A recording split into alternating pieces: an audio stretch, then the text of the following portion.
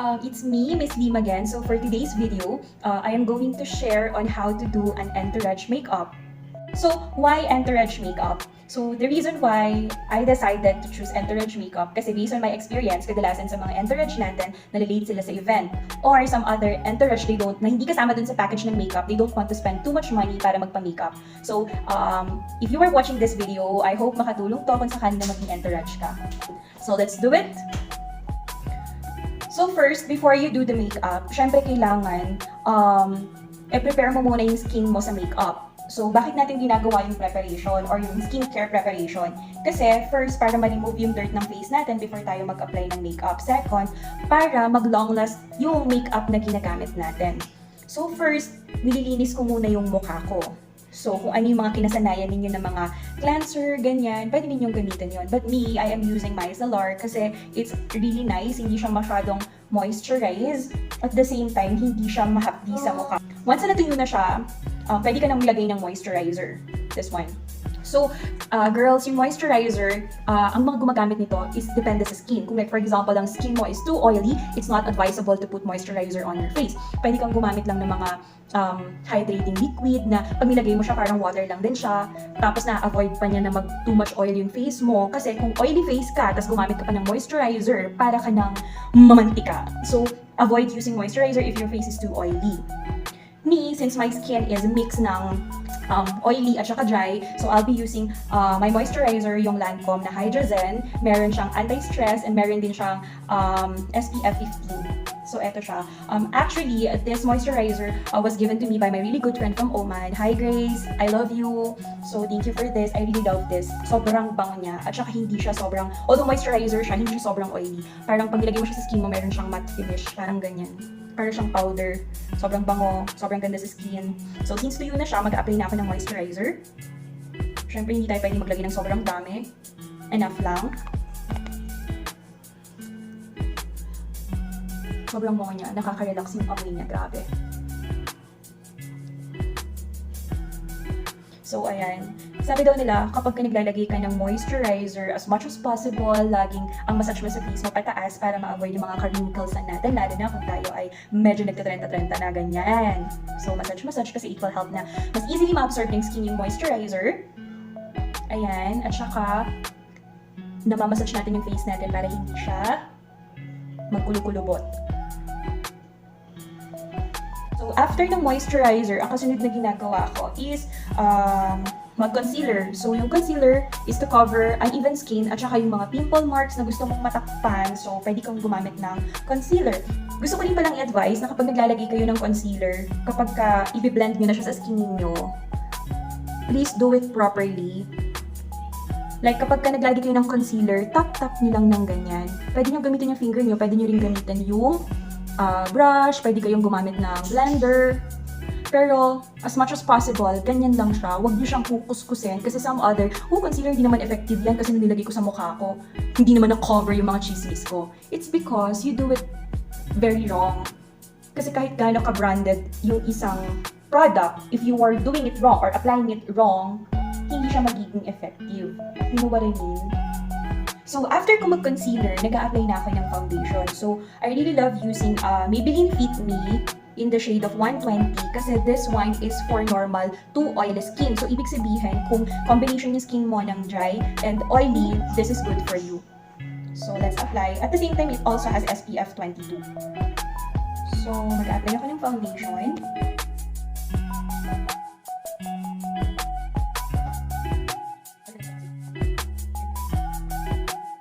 Siyempre, mahaba-haba ang okasyon na yan. From church to reception to, photo shoots and so kailangan medyo fully loaded yung face natin but very light color lang. Huwag naman yung pack na pack. So, I'll be using this blender to blend the foundation on my face. So, ito siya.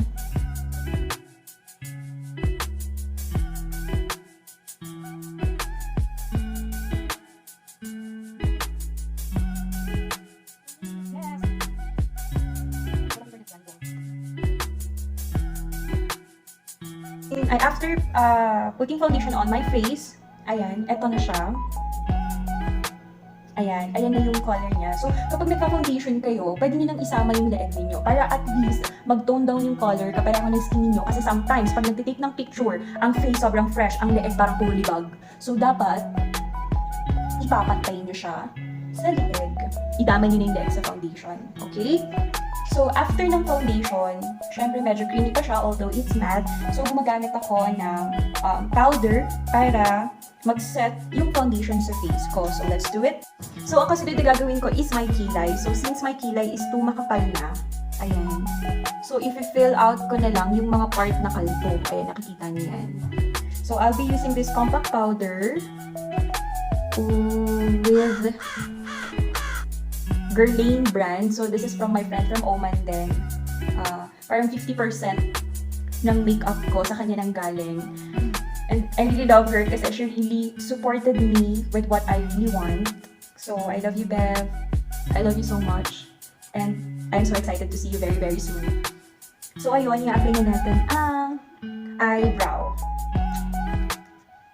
So, ito yung shade na gagamitin ko, yung dark brown. Why? Kasi my hair is black. So, parang natural look lang siya. Kailangan dark din.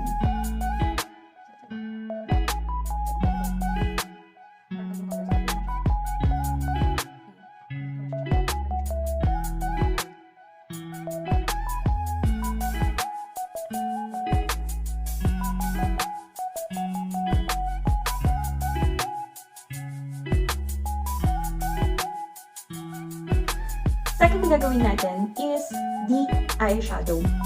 So, let's do it. Again, if you were doing your makeup, don't make it too dark. Kasi it's a wedding, so dapat yung preparation mo ng makeup is very light and very clean lang siya. Tsaka pag nag-aayos ka, mom, kailangan nagpunta tayo dun sa event, nagpunta tayo doon sa kasal to support our loved ones na kinakasal. So, hindi tayo nakikipagkompetensya. So, dapat very clean and natural lang yung look natin as bridesmaid. Kailangan level up pa din si bride, okay? Always remember that.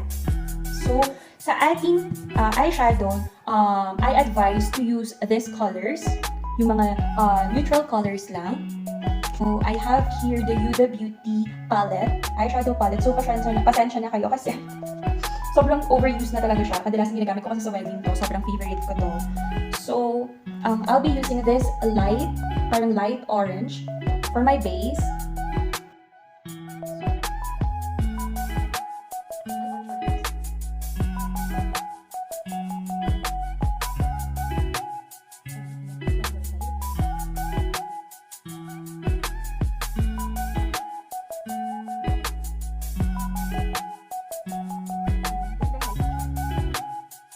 Second, you applied yung, di ba, from light orange to dark orange.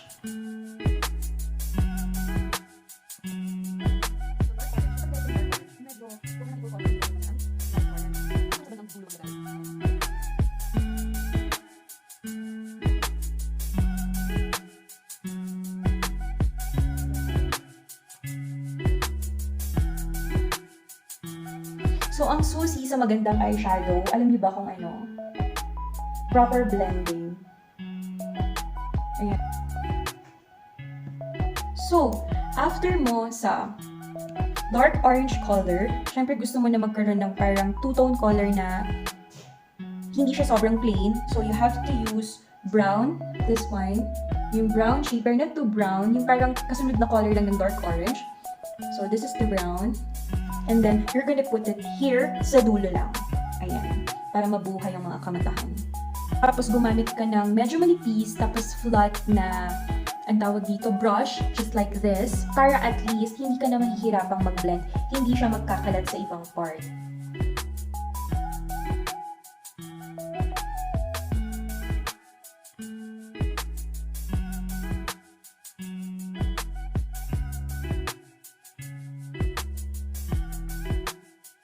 So, ayan siya. This is the final look para sa eyeshadow. Ayan. See? But then, syempre, kung gusto mo na medyo may konting shimmer, you can apply shimmer here sa inner part ng eyeshadow, where is the lighter one, here. So, I'll be using Ito, Loose Truce, yung kay Nadine, eyeshadow palette. So, ito yung shade niya. I really love it. So, kung makikita niyo siya, kalbo na din tong isa because I always use this for, you know, eyeshadow highlighter. So, ilalagay ko yung highlighter na to here. So, again, pwede kayong gumamit ng brush or any applicator for this, but ako kasi masanay akong gumamit ng finger for this kasi mas kumakapit yung eyeshadow sa skin. Especially yung glitter. Ayan, mas nagiging pigmented siya kapag finger ko yung ginagamit ko.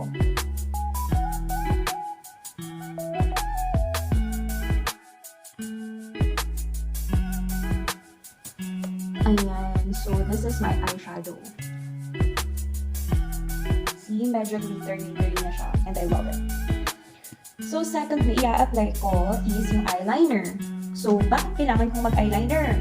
Kasi yung mata ko, kung mapapansin nyo, masyado siyang sad. So, I have to use eyeliner because it will help my eye na medyo mas mabuhay siya. Ayan. So, I'll be using pomade, black pomade for my eyeliner. Kasi this is easy for me.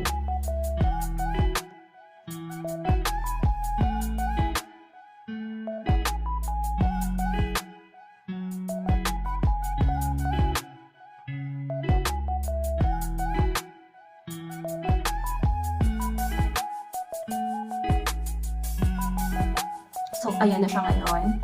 So, di ba, parang medyo nabuhay-buhay ang aking kamatahan. And then, yung next na gagawin ko is maglalagay ako ng, this is my eyeshadow, right? The one that I use for my eyes. So, kukuha ako ng dark orange and then the dark brown. And I'm going to put it under, ito siya, yung eye ko, para mag-blend yung color ng eyeshadow ko at saka yung lower eye ko. So, ito siya.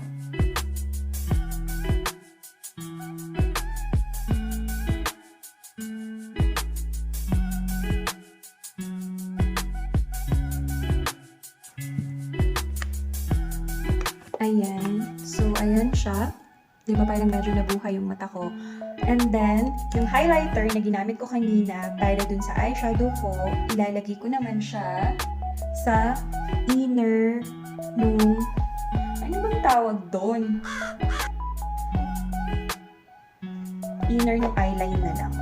Ayan. So, I'll be using this applicator kasi it's more easier. Tapos kapag nag-apply ka ng makeup, dun lang sa tip. Ayan, dun sa tip. So, let's do it.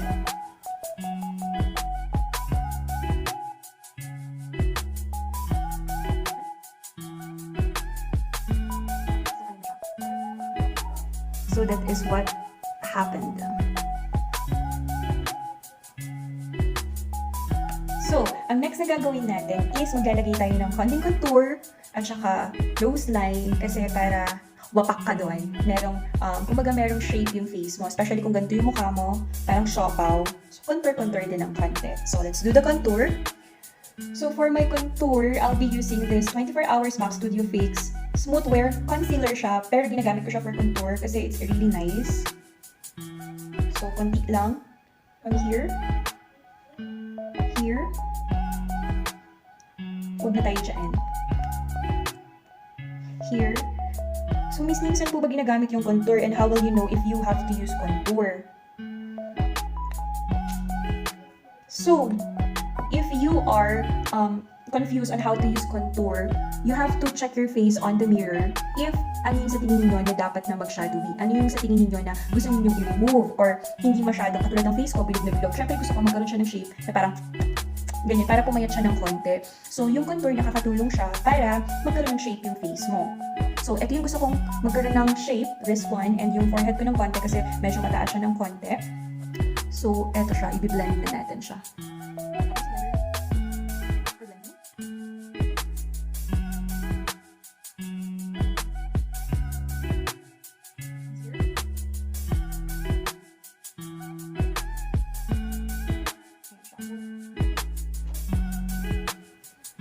Ayan, medyo nagkaroon ng shape yung face ko. Hindi na siya yung parang shoto ka, mams. So, after the contouring nitong face mo, nagkaroon na siya ng shape. The next thing ko-contour natin is yung nose. So, I'll be using my brow palette para sa pag-contour ng nose. So, paano mo malalaman kung anong color yung dapat na gamitan mo at saka kung ano yung kung saan ka dapat mag-start. So for me, ako, ginagamit ko tong light brown na to. Kasi kapag itong dark na to, masyado siyang mahirap i-blend. So magmumukha siyang, oh shit, grabe yung nose line niya, bongga. So dapat hindi. Dapat kailangan magmukha pa din siyang natural. So I'll be using this light brown. Yan, tatanggalin yung excess kasi baka magbongga-bongga siya. Pwede mo siyang itry muna sa skin mo. Kung yan na ba yung shade na gusto mo. Kasi kailangan shadowy effect lang siya. So, mag-i-start ka from here.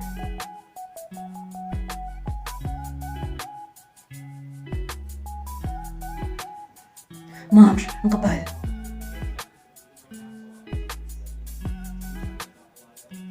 Bukasan natin yan mamaya.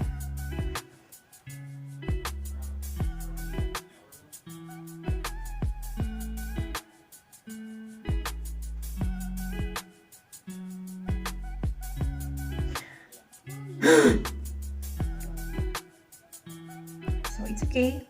Kung medyo makapal, we're gonna fix it. Yes, we can fix it.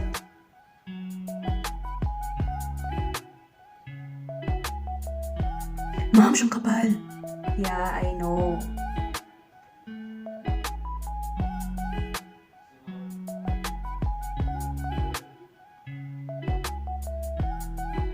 So, what you're gonna do with that? Siyempre, i-blend mo ng finger. Sobra siyang makapal. So, pwede magmukha siyang shadow na lang.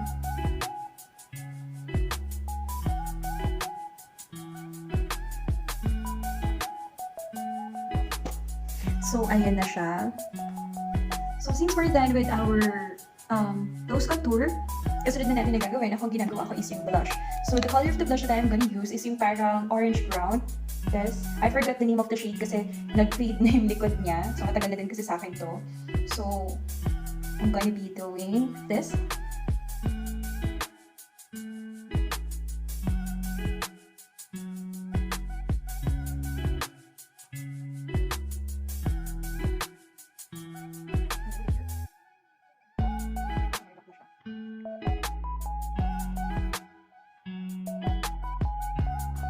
Ayan. So, this is my look. This is my blush. So, yung kasunod na gagawin na natin is yung lip. So, since gusto ko yung parang nude color lang siya, I have here my matte lipstick in a nude shade. Ano bang ito? Matte nude. So, I'm gonna apply it.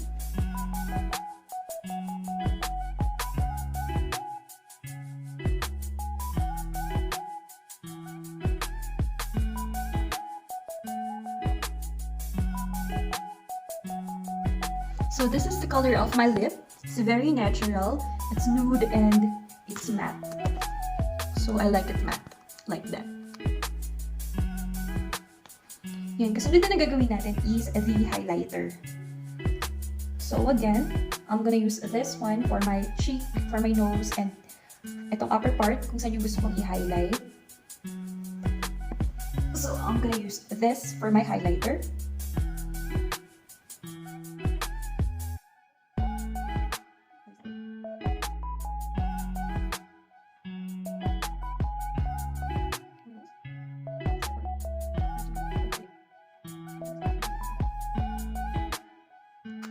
And then, para mabuhay yung mata ko ng sobra, so magkakabit ako ng false eyelash. So, I'll be fixing my hair for you to see kung ano na yung final look niya. Ay, wait lang. Kailangan pala natin ng powder.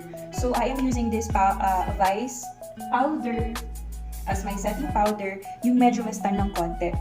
Yung medyo mas brownish siya ng konti with the shade of, ano to? Soapy Night, Oil Control, Buildable Blurring. So, may SPF 25 din siya. Kasi ayoko nang, honestly speaking, ayoko nang masyadong maputi yung face ko. Kahit maputi yung color ko, mas gusto ko yung parang tangy-tangy. Ayan. And then I'm gonna fix my eyebrow again kasi, ayan.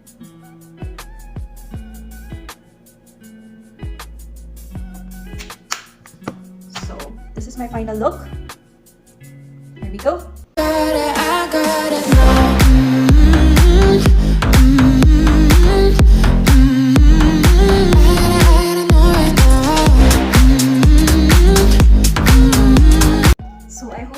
Guys, thank you for watching. Please subscribe and watch more.